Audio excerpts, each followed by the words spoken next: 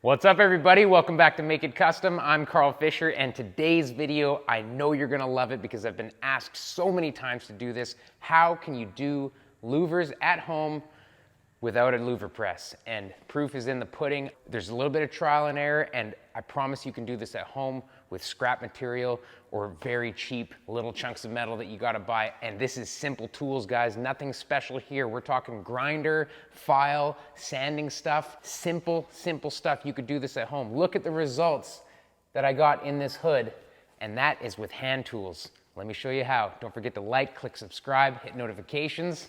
Let's do it.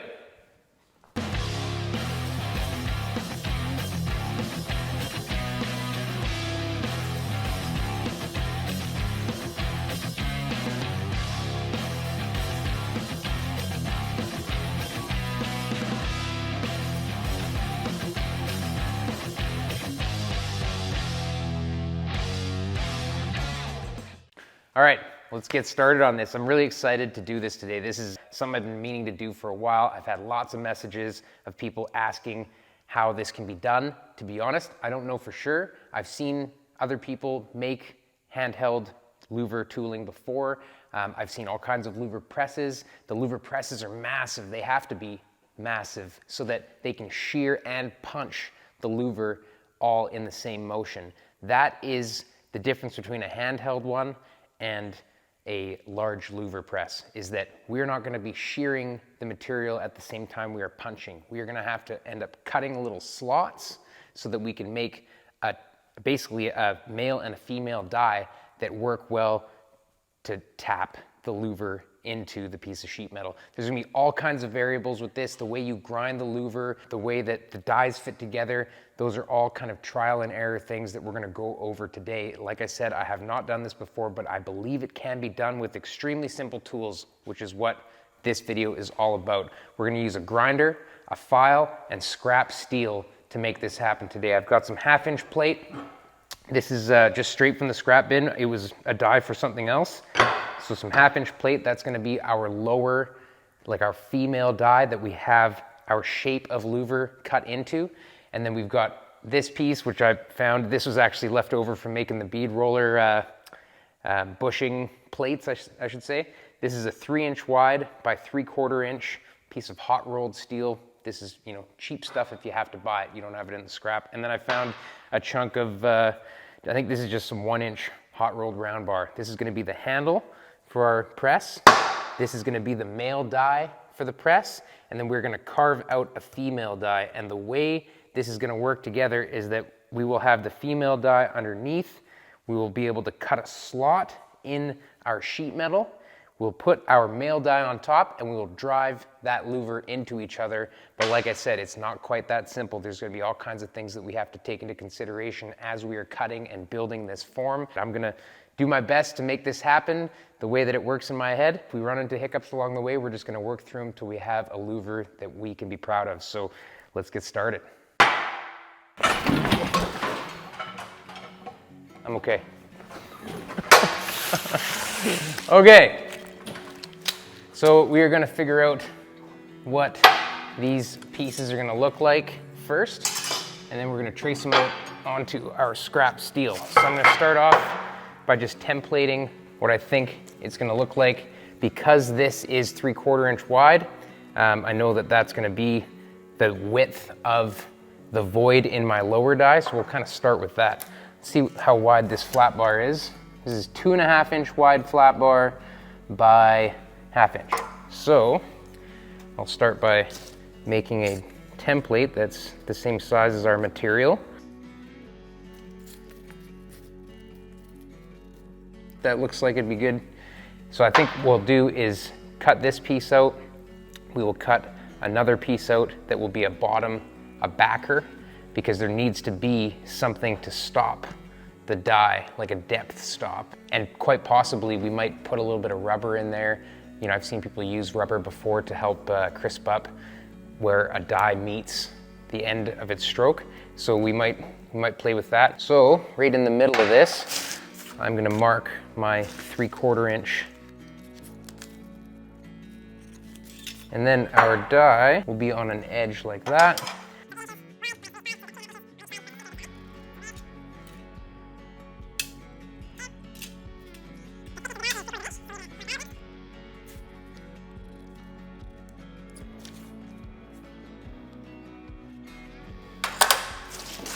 All right, for the design of the Louvre, the edges of this die are gonna wanna be rounded.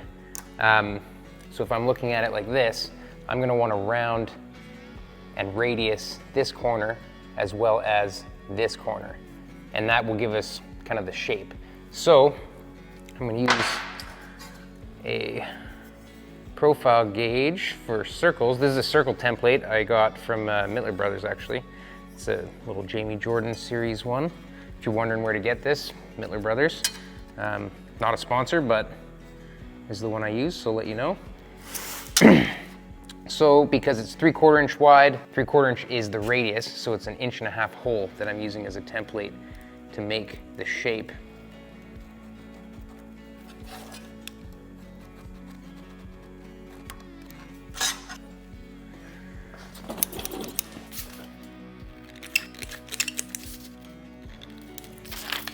Okay, so that's our piece of flat bar. So now, basically, our bottom die is gonna look like that with a piece of flat bar added to the end. And the only reason we're doing that is so that it's easier to cut this shape out with a grinder. So this piece also has to be rounded this way.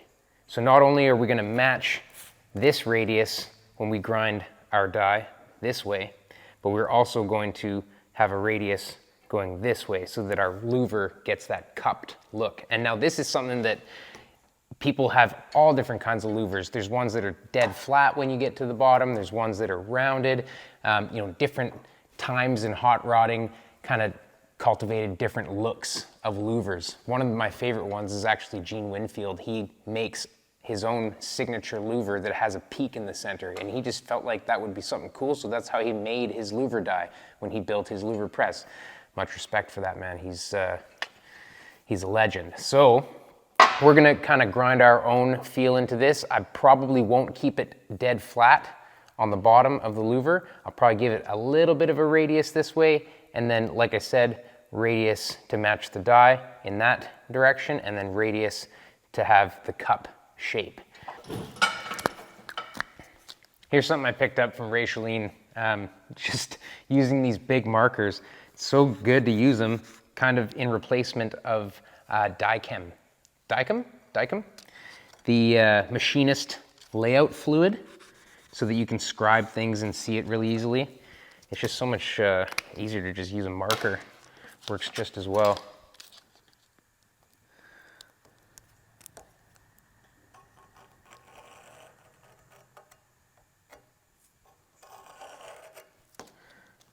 Okay, so got that marked in there. I might just solidify it a little bit with this because it's easier to push hard and get it exact.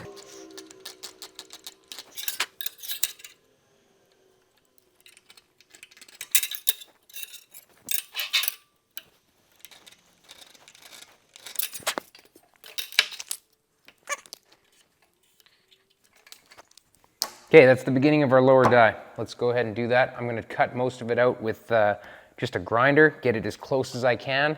I'm just taking little pieces out, kind of pieing it up.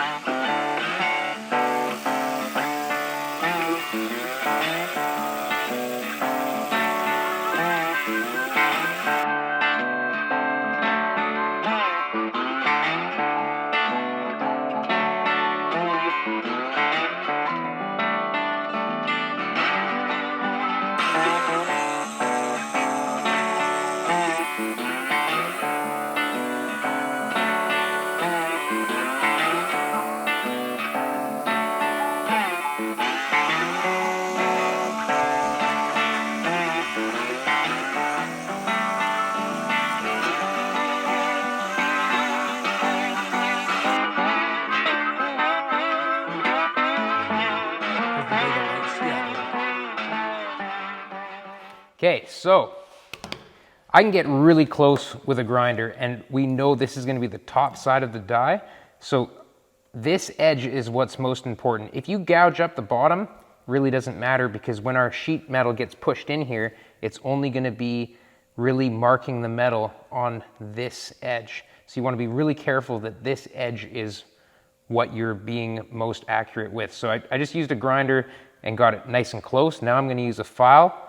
I mean, you could probably just stop here and just sand that edge a little bit and it would be okay, but I'm gonna use a file, try and get it perfect, and then we'll weld a piece onto this end, and our bottom die is pretty much done other than a backer. So yeah, gonna go ahead and file it. You can actually get files to do quite a bit of work and remove quite a bit of material. I don't have the best files, but they will make pretty good work of this.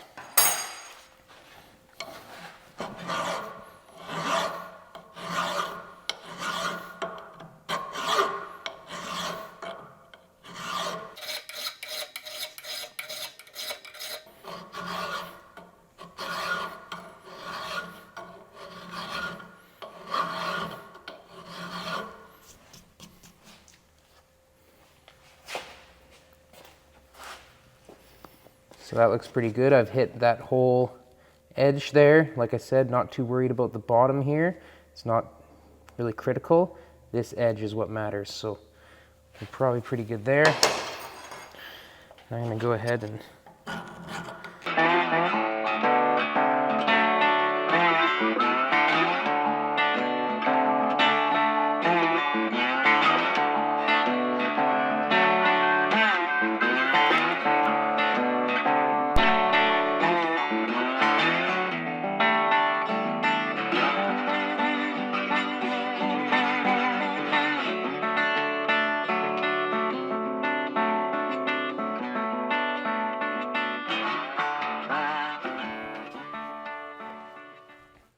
okay, pretty happy with the way that turned out. Just a grinder and a file, nice edge.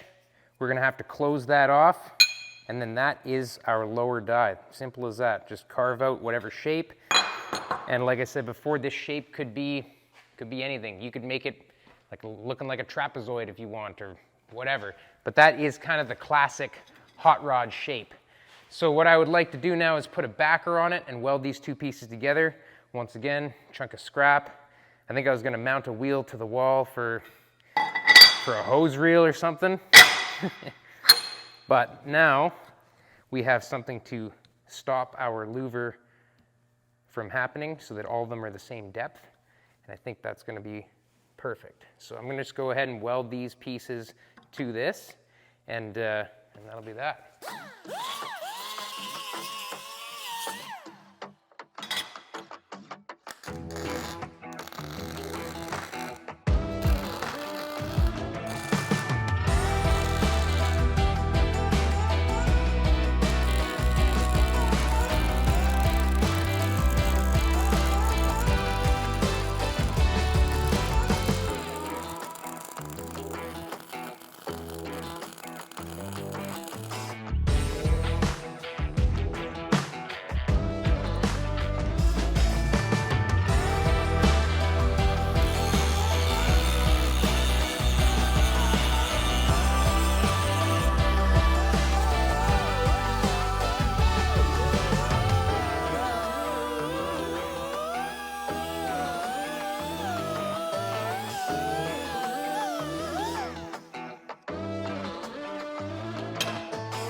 All right, so now that this is done, it's looking good. That's pretty much all I'm gonna do. I'll probably end up just, kind of grinding a little bit of the edges so that these don't mark anything up, but that is it. It's got our profile in it. That's all the lower die needs to be. Now, the next step is going to be shaping this into a piece that will slide in here with clearance around it to allow for the thickness of the material at least. I've seen some dies where the die actually isn't even as wide as the lower, like the upper one isn't quite as wide, but we're gonna play with it. I don't wanna take off too much too soon, so we're gonna start with grinding a little bit of a rounded profile in the bottom of the die, what presses down. I don't want it to be totally flat at the bottom. I'd like there to be a little bit of a radius on the top of the louver. So that's what I'm gonna do first. I think step one is to do that. I think step two will be to round it this way. And then step 3 will be to round the corners like that. That's what I'm thinking anyway, so I'm going to try and be as careful as possible and as methodical as possible with my grinding. So first I'm going to just mark out a nice curve. We're going to grind that curve and then go to step 2, step 3. So yeah, let's get after it.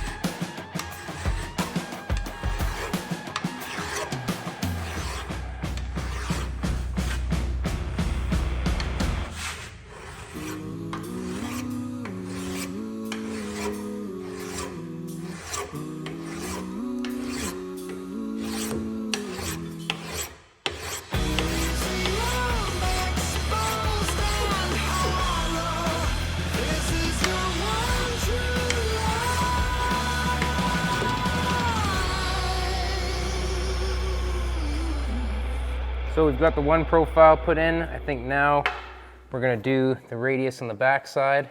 Once again, just gonna use a marker as my layout fluid. Now the idea with this is that I want to mark a reference line on both the top, actually I should mark that, the top and the side to start my radius. Because I want to round a perfect radius over in here, I'm going to give myself a line to reference here and here so that I can start by grinding an angle that's even all the way. It's much easier, I find, if I'm trying to make a radius to start with a 45-degree angle, and then we'll split that, do a 22.5, 22.5, and then we can kind of blend it over. But if we've got this uniform bevel in this piece of metal, we know that we have a better chance of making an equal radius along the whole piece. So I'm just going to use this as my guide. I honestly don't even know where I got this. So that's what I'm going to do, is I'm going to start by grinding to that line and grinding to that line on a 45. That way it'll be nice and uniform.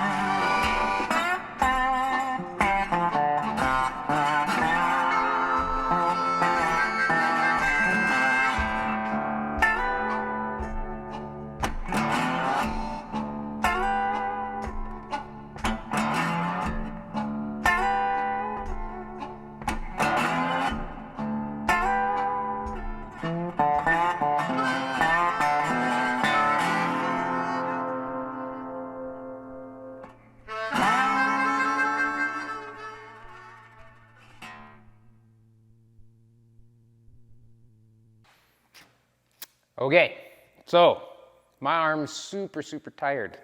Make sure you eat your Wheaties if you're gonna do this.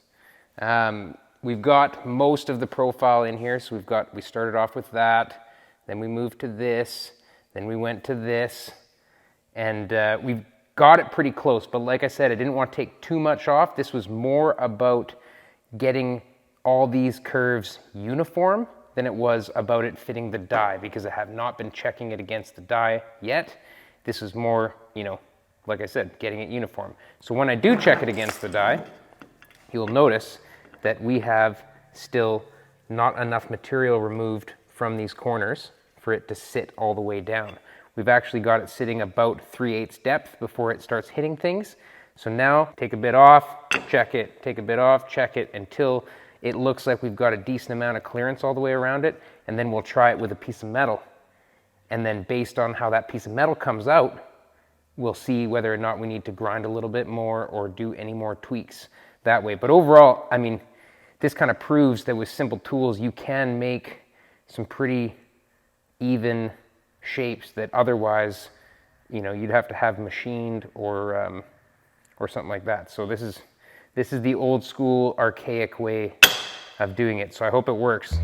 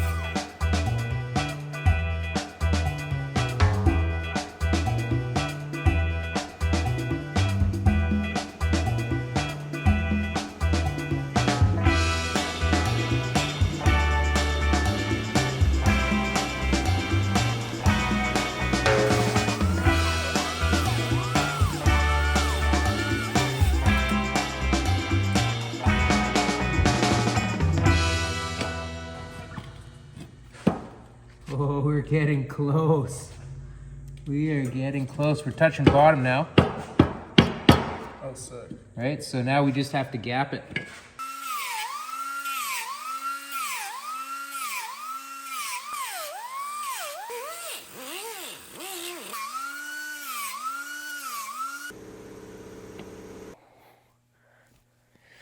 feel like I've been doing push-ups all day. I don't have abs yet.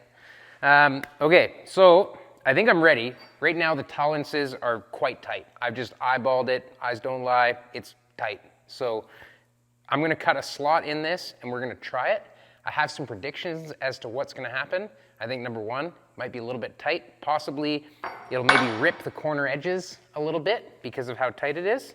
It's possible we might see some damage in here. Let's just see what happens. The other thing that I think will happen is that normally when you see a Louvre die that's professionally made, it'll have a spring-loaded bar that clamps down right here so that when you press this in, it helps create a nice firm break right here.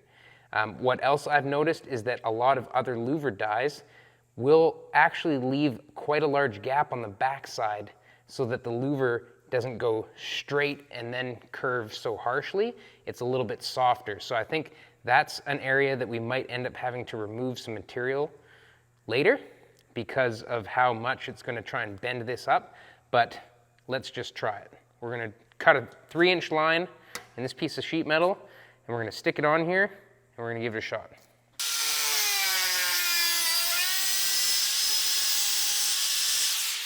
Okay, there. If we clamped it, it would be better, but if this was a hood, we would not be able to clamp it. Okay, I'm just gonna give it a little bit of a tap to start, and then we'll be able to kind of push this down and then push it against that back spot. So let's try this. I am going to use oh yeah, I guess I can use this little one. Okay, see now it stops right against that, which is what we want. Just gonna line it up.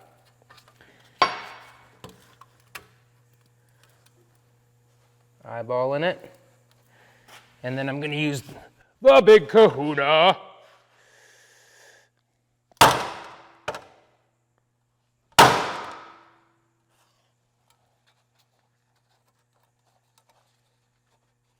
Okay.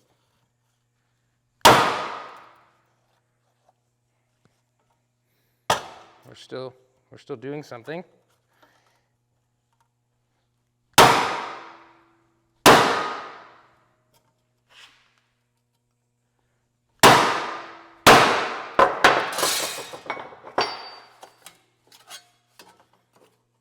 That's actually pretty good. That's actually pretty good. That's better than I thought it would be. I know it can be better though, so let's have a look at it. I'm just gonna use my little deburring tool here. Kind of deburr the edge. This is another thing that's super handy. Not everybody knows about these. I always get asked, so if this is a repeat, turn your ears off, but if it's not, these are wicked little deburring tools. Machinist supply places sell them. There's different attachments for the ends. It's kind of a must-have. I use it literally on everything. You can just takes the burrs right away. You know, there's the burr it took off. If you want to buy these, KBC Tools, I'm just going to plug them again because they made a discount code for you guys just to help you out because they support the channel. Make It Kustom, all capital letters. If you want to buy anything from those guys, they'll give you a discount. I think it's cool. So they sell these if you need them. But that Louvre it's pretty sweet. I don't know. What do you think, Elio? Looks pretty good. I mean, it didn't distort right behind it, which I thought it would. Like, very impressive. Look at that. Look at that break. Like, that's sweet. And then if you want to change the shape a little bit too, you know exactly where to go. Yeah, like we can kind of look at the marks and see if it's, you know, kind of uniform. And it looks really good. Wow. It's got like a cool like frog mouth open shape. Like. Yeah, I like that rounded tip. This is ripping a little bit right here. What I'm gonna try now, because of it ripping there, is I definitely didn't cut it far enough. So I'm gonna cut another slot. I'm going to make it a little bit longer so that it doesn't do this little rip situation. And then I'm also going to soften the edges right here to also help it from doing anything weird. And then we're gonna try it again. And you never know, that might be it, you know? But that's what we're gonna do right now. We're gonna find out. Okay. Mark out a new cut, 3 1/8 inches long. Well, exactly what my line is. We'll try that. Oh, that's not going to fit in our... Ah! I just thought of something. This plate situation cannot be this big. Tell me why. Because the Louvre is too far away now. Yeah, because now if I wanted to do a Louvre right next to it, I couldn't do that. That's a no-go. So we found a fault. So we're gonna have to cut this. That's definitely something we gotta do. We're gonna have to measure and cut this at an appropriate length so that we can stack louvers and also try the next Louvre.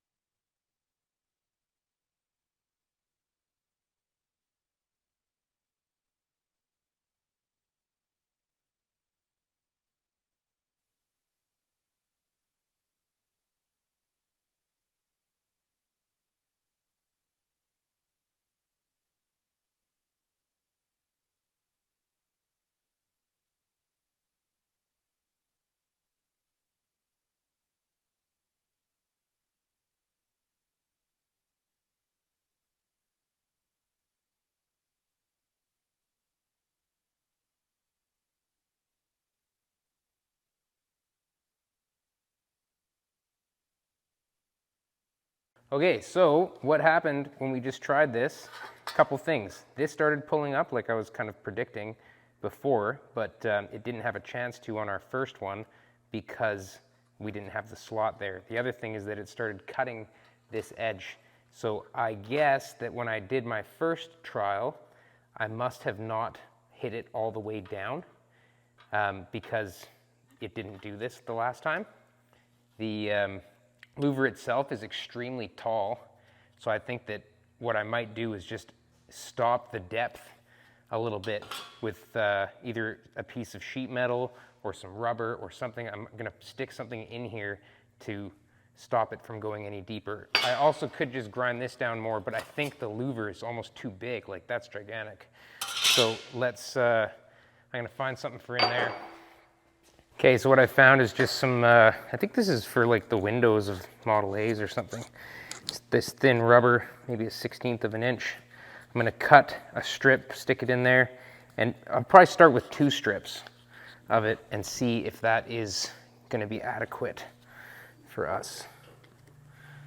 I wonder if I can just press my finger in it.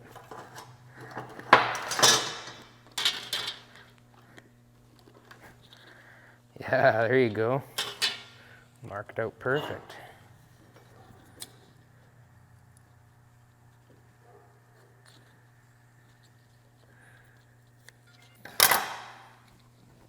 Okay, 2 thicknesses of rubber.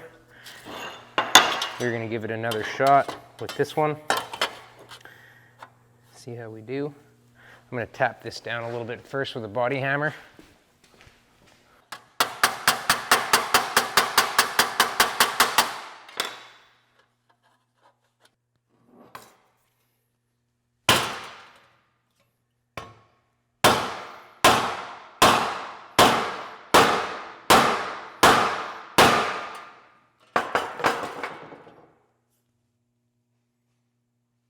That one did pretty good, no ripping.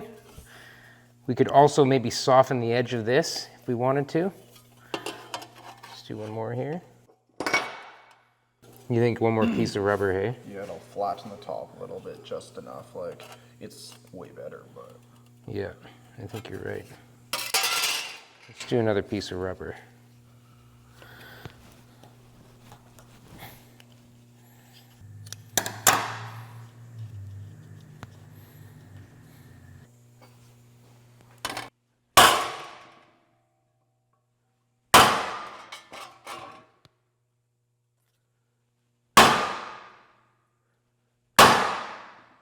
Sounds pretty simple. Yeah, you can tell that it's not quite done, but...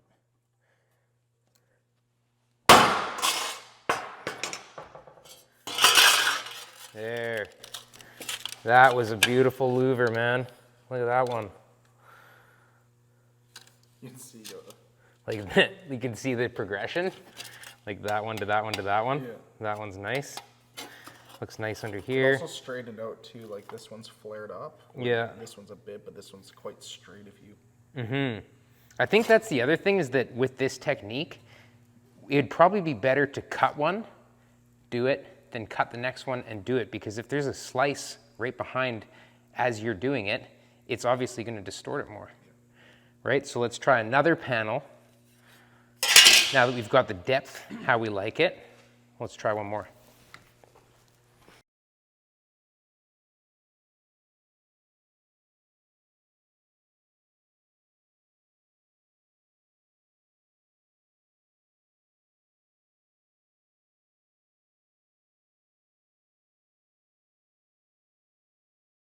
All right, last one in our line here.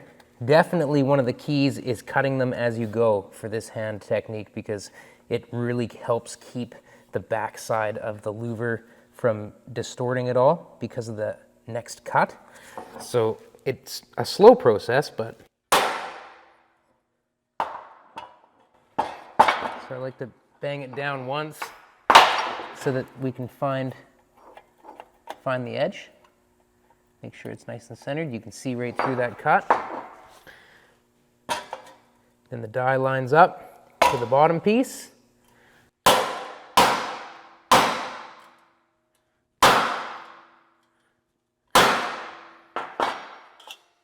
And there it is. I mean, I can't really be any happier with doing it by hand. I mean, it's awesome. There's burrs to deal with. You know, you have to deburr each one afterwards because it's a direct cut line. Like you couldn't deburr it first. Or maybe you could. Maybe there's something out there that would let you deburr it first. But yeah, after you deburr it, looks really good, man. Okay, obviously it needs more deburring, but how consistent that is, how flat the panel stayed, I'm really impressed. It's literally scrap metal and a bunch of time with a grinder and a file, you know, and you're making louvers. Like maybe the baby Buick needs some louvers in the trunk. It gets warm back there, it's air cooled. I just need an excuse to use it on something.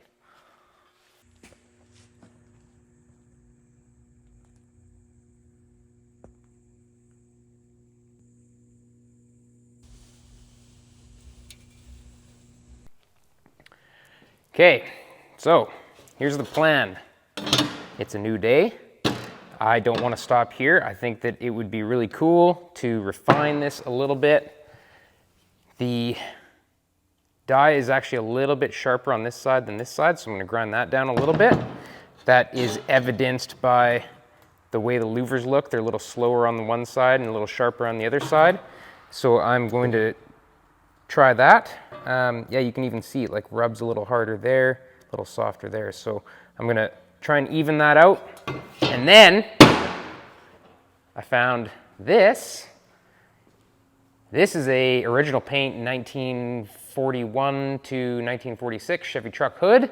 I'm gonna try and do a very nice job of this just in case, you never know, maybe I'll use it on something later. But I am going to louver this 100% by hand right now after I tune the dies up to what I think will be nice.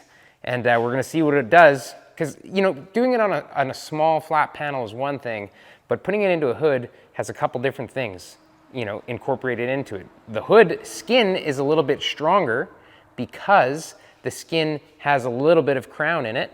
And it's a little bit bigger. Also, the material is a little bit thinner. This is likely 19 gauge, whereas that was 18 gauge, a little bit thicker there. So the louvers should go in a little bit easier.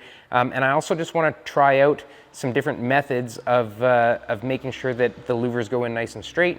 And anyway, that's what I'm going to do now. Give that a shot, tune the die up, and see if we can do this 46 Chevy hood.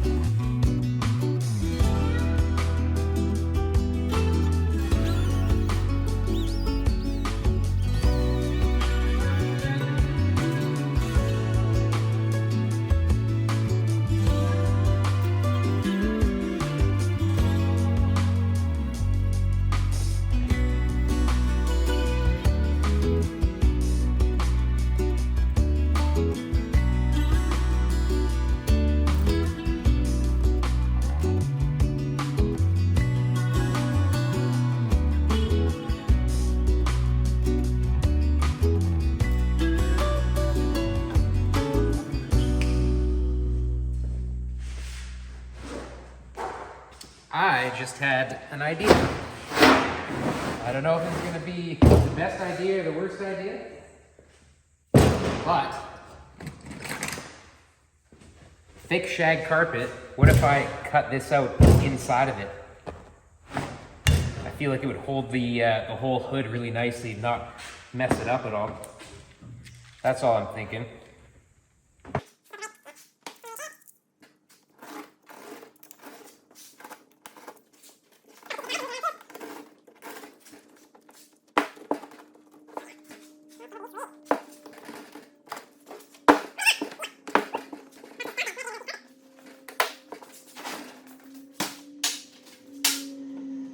Okay, here's what I'm thinking.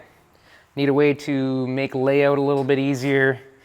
So what I'm gonna do is I'm gonna cut a strip out of this template paper that is the width that I'll need to mark all the louvers and already spaced for said louvers. So I think I do like the spacing that we have on these. So I'm gonna measure what I did there. It was 1.5 inch spacing. Looks good. Puts about just shy of 3/4 in between each one. Is that a little tight? I don't know.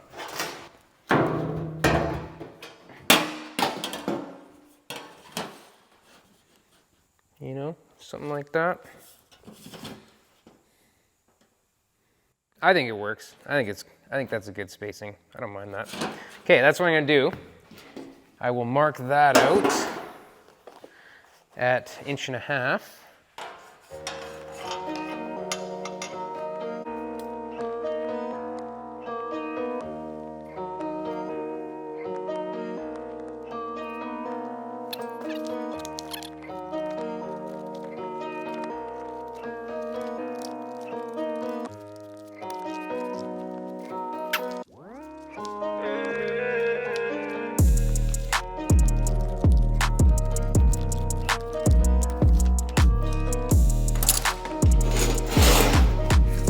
How do we get the most amount of louvers in? That's what I want to know.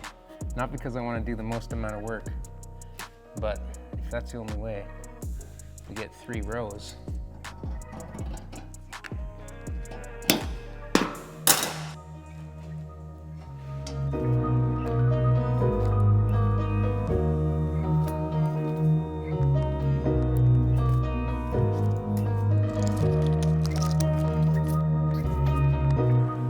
$51 louvers in half of a hood.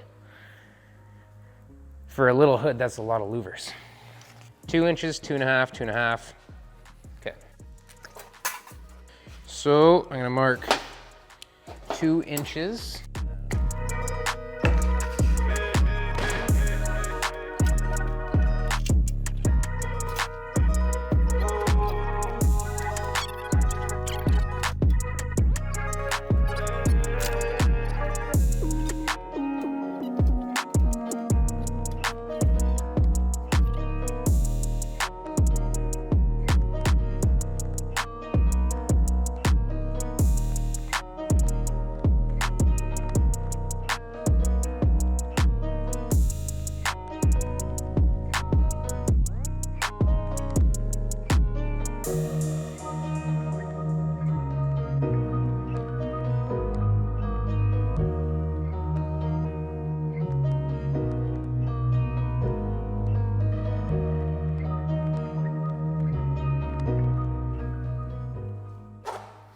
All right, here we go. This is it. Okay, one at a time. I'm gonna start from here and go all the way down this one side. The die's in the right orientation, right? Scoops back. Yeah, I think we're ready. I think we're ready. I didn't plug in the grinder.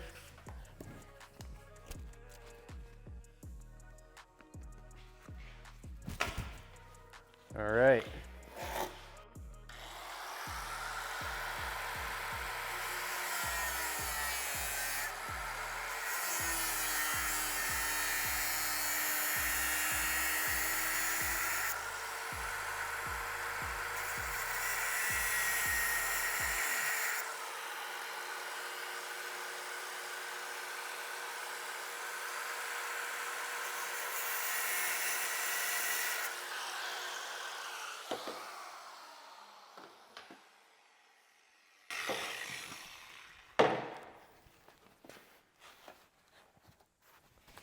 Okay, lining up the first one, looking at the die through the slot.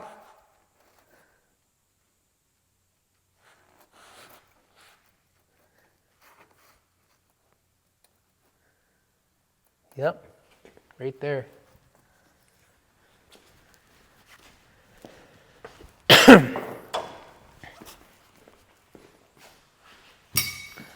this a little closer here. Help us out.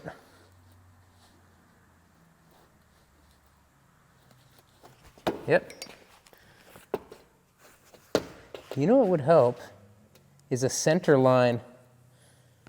I mean, I don't know. We'll see.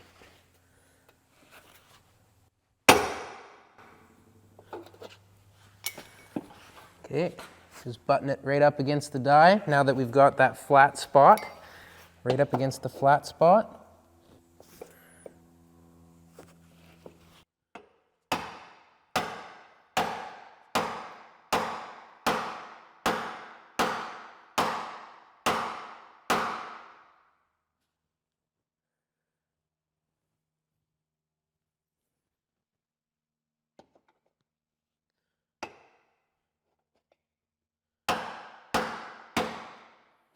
Just working this one side, I noticed is a little less than the other. Okay. Let's have a look at our first louver in an actual hood. The paint literally completely came right off just the louver. That's kind of funny. It's pretty dang nice. So I'm just gonna go ahead and do this whole roll.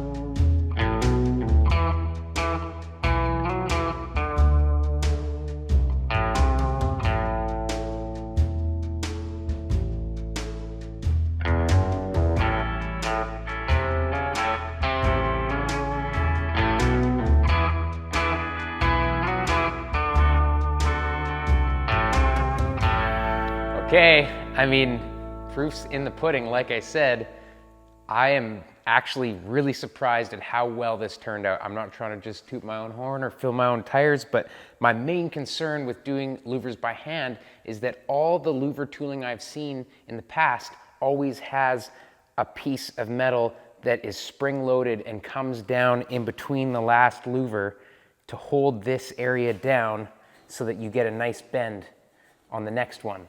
And that, I mean, obviously it works amazing on a louver press, it does, but it is not necessary to be able to do something like this, especially this hood didn't distort at all, you know, and there's a lot of stretch going in there, and the flatness in between the louvers is totally there. We've got like kind of a sharp edge on each louver, so I'm really impressed that I was able to do this with hand tools, and I think it's really cool that, you know, you guys will be able to do this at home. Hopefully you've got some scrap 3/4 inch and something to use as a handle, and a little bit of 1/2 inch plate as well. I mean, if not, just, it's not hard stuff to get, and you can louver your own hood. You can louver your own trunk. You can louver your own side panels, like, not a big deal.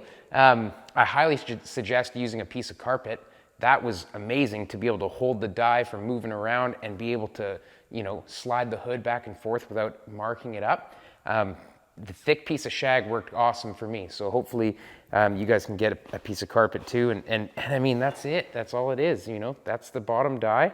We didn't wear it out or anything. It's just as good as it was. It could do a billion more louvers because we're not shearing with it. It doesn't have to be heat treated, doesn't have to be special.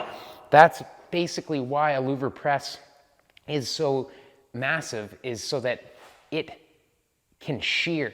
To be able to have a throat as large as a gigantic louver press and be able to shear, you have to have, you know, nice dies that line up well, that and a frame that does not have any deflection in it, so that the shear always lines up perfectly, you know, 4 foot away or however deep the throat is, so that you can do full-size hoods.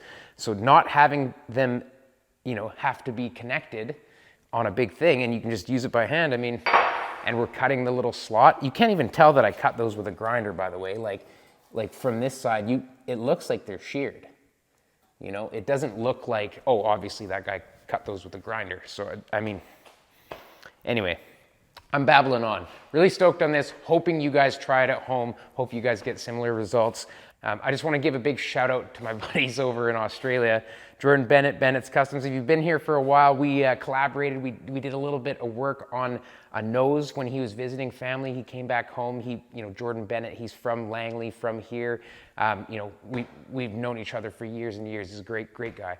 But I am so impressed, and I want to give a shout out, congratulations to all those boys at Bennetts Customs, because they finished this single seat race car and did a mod on a vintage motorcycle as well for the Red Dust Revival 2022 in Percolilly, and they killed it. I wasn't sure that they were going to make it. In 2 months they built this car, basically. It's just, they've got a whole series on it. He's got a little YouTube channel as well. I want you guys to check him out. I'm going to put his link in the description. Check out this, they just posted it, the Red Dust Revival 2022, them finishing the single seat race car and running around the track out there. It's just wild. It is awesome. And and if you like that, watch him build this car, man. It is wicked, like sand bending headers, all vintage Ford parts, just awesome. So once again, thanks a lot for watching Make It Custom, everybody. I really appreciate you guys. If you're looking for some merch, the merch store is in the description there, japhandskustoms.com. If you want another way to support the channel, you can be part of the Custom Crew. The Custom Crew just means that you get a discount on our website, you get a badge by your name. There'll be a link right after this video when all the things pop up that you can become part of the Custom Crew. It's $5 a month, and that way I can search all you guys and we can have a little bit more back and forth, answering comments and that sort of thing. So thanks a lot, everybody. Don't forget to like, click subscribe, hit notifications. We'll catch you on the next one.